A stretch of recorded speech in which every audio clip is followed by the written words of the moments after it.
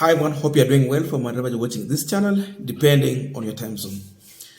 Now, on Sunday, William Samoei Ruto, together with Rachel Ruto, organized for interdenomination Sunday service in Mombasa County at Mama Ngina waterfront. So they were meeting their pastors there. People are now calling them M-Pesa bishops. So in that event, we had a pastor who preached and he talked about the issue of ahadi, promises. So the pastor gave a message that pleased William Samoei Ruto and Rachel Ruto. I don't know how Kenyans took it, but he had a message to please Ruto. Something that I know many Kenyans are not happy about. In his message, he was very clear, moving from a Swahili saying that ahadi ni deni, that a promise is a debt, to ahadi ni kungojea, that a promise is all about waiting. Rachel Ruto reacted to this and she insisted on what the pastor had talked about. In her speech, he had to repeat what the pastor talked about. Ya kwamba ahadi ni kungojea. This message had a reason because we know Ruto is a man of promises. And all of you know about when it comes to delivering his promises. So the narrative is moving from ahadi ni deni to ahadi ni kungojea. So once you have been promised, the only thing you have to do is to wait. But don't treat it as a debt. Do not treat a promise as a debt.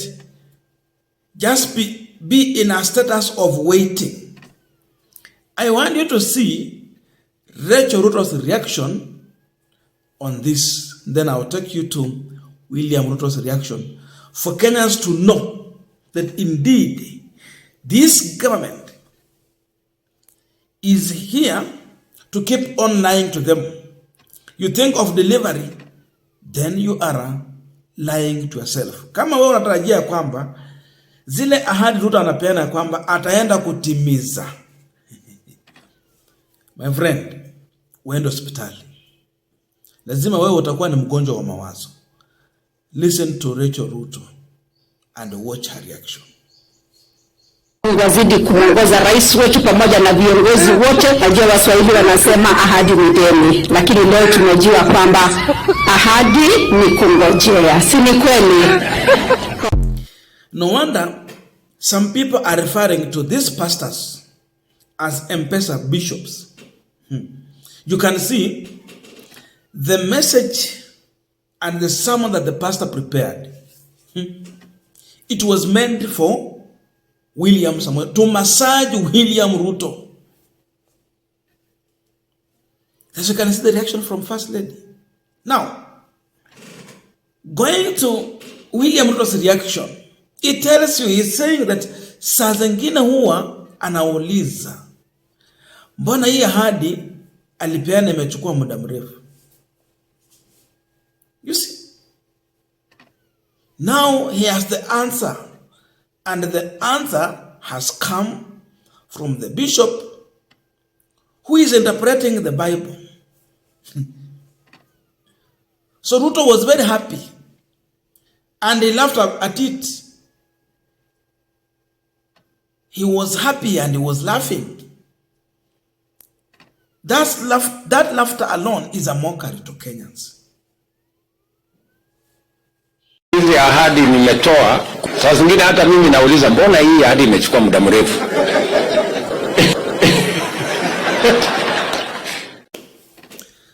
Now we are continuing with this particular discussion, but just a quick request. For those who are watching and you have not yet subscribed, please consider subscribing. To our returning subscribers, I must say thank you so much. And again to all our viewers, please give this video a thumbs up. Thank you so much, and back to this discussion. Now, the men of God want us to remain hopeful in William Ruto's administration. They want us to remain hopeful even when Ruto is lying to us. They want us to be anticipating that whatever Ruto said is going to be delivered.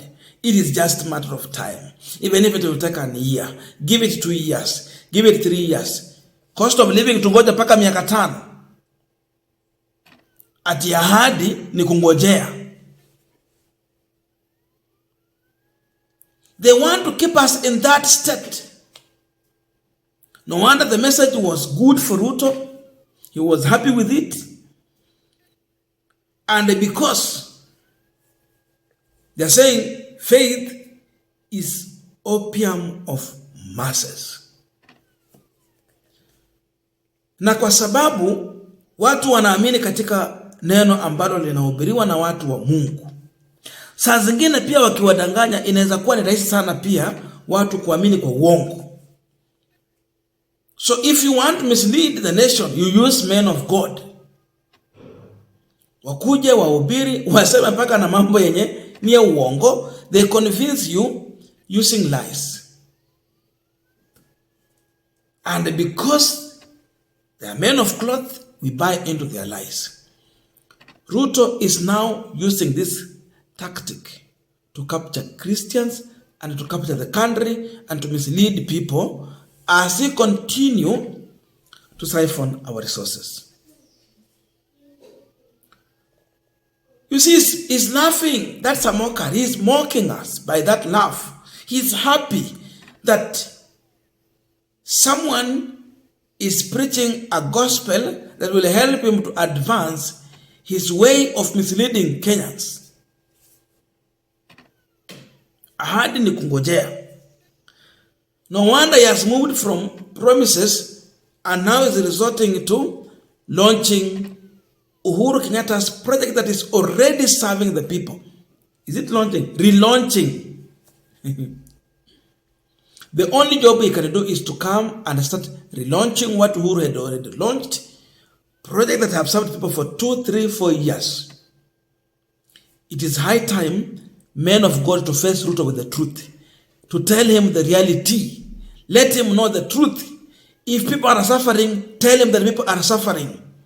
If his promises have stayed for too long, tell him that your promises are no longer being delivered.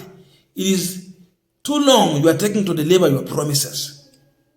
The message should be clear to Ruto.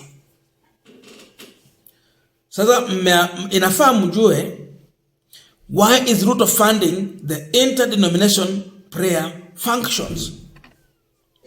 It is not to bring the people together and preach the gospel and share in the name of God. It is all meant to use those bishops to spread his gospel of misleading Kenyans. Ahadi ni kungojea. Tutangojea for how long? And in Bible when they say you wait, you have to be faithful. So Ruto wants people to have faith in him even when he is wrong, when they are getting it wrong, and is advancing so using the men of cloth. Kwa Biblia wanasema kwamba ukiomba Mungu anaweza sema you wait, he answer or later. Hata saa zingine no answer. But despite all, you have to continue being faithful in that very same God. Siku ingine wakati Ruto atakuja kuahidi aseme atawajengea barabara. Kama yeye alikuja kuloncha hapa Sabati. Aseme kwamba atawajengea shule. Aseme kwamba atakuja kuwafanyia miradi tofauti na akosa kufanya. Itakuwa that you have just to trust and wait, because that is what the Bible has said. Hiyo ndio habari walikuwa wanahubiri kule Mombasa. So look at that. The first lady was happy. She repeated the same thing. And Ruto came out to mock us in his reaction to the same. Mocking people. Tunaenda wapi? Kama hii ndio serikali tuko nayo, the only thing they do is to promise. They speak too much. But when it comes to action, it is zero. Kwa nini pastor asiambia hawa wakina Ruto ya kwamba in the Bible it is clear, faith without action it is dead. So once you give promises without acting on those promises, your promises are dead. And if your promises are dead, it means you are a liar. It is bad. It is condemned in the Bible. Lies is not acceptable. They should tell Ruto and they should condemn him that he should know the truth. They are failing to do so. But they are here to stand with him and defend his lies. They justify the lies using the Bible. Sisi tukue tu watu wa kungojea. For how long shall we wait? Because the night is telling us, ahadi ni kungojea. Tungojee tu. And the kungojea has no expiry date. It has no limit. Wewe, kazi ni kungojea tu. Sasa tuendelee tu kungojea. You don't question, you just wait. That was the narrative they were advancing in Mombasa. And seemingly, people are buying into this. You'll find people are clapping their hands. They're laughing. Ruto sio wa kupigia makofi. Hapana. Ukimpigia makofi, unakubaliana na uongo yake. Unamwambia endelea na uongo. Mtukufu lies, endelea na lies. Mtukufu lies, tuko na wewe. People should come out and face this regime with the reality. Ahadi za uongo hatutaki. You are collecting our money in the name of taxes. KRA wanafanya kazi. So you get our money. Unapeleka wapi pesa zetu? He should be responsible and accountable for everything. When he gives promises, he has the intelligence, ako na economist, na wanalipwa mshahara. Why is he coming to give us fake promises that will take long and some that he will never deliver when he's still collecting taxes? This should never be encouraged anywhere.